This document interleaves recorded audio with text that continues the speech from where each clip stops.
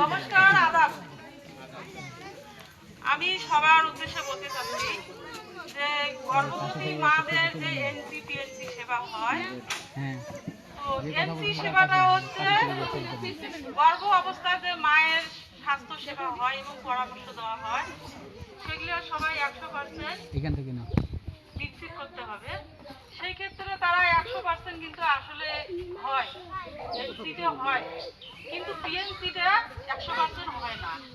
তো হয় না, কিন্তু তাদের পিএনসিতে অবশ্যই আমি মনে করি যে ওই মাগুলোকে, প্রসূতি মাগুলোকে পিএনসি সেবা দেওয়ার জন্য তাদের মোটিভেশন করা হয়।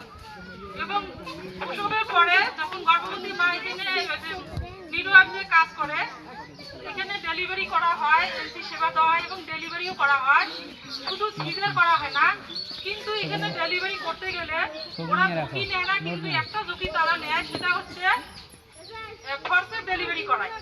তা আমি মনে করি যে ফর্সেপ ডেলিভারিতে যখন করা, তখন অনেক গর্ভবতী মা এবং তাদের পরিবার সংকোচ বোধ করে এবং খুব কষ্ট পায় যে মাটা হয়তো আরো নর্মালে হয়েছে, কিন্তু ফর্সেপ ডেলিভারি করায়, যেটা বলা হয় যে ছাড় দিতে দেয়, কিন্তু এটা আসলে একটু ঝুঁকি মনে হয়।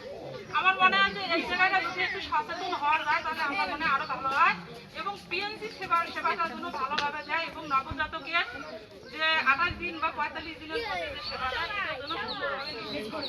ধন্যবাদ সবাই। দিদির নামটা কি?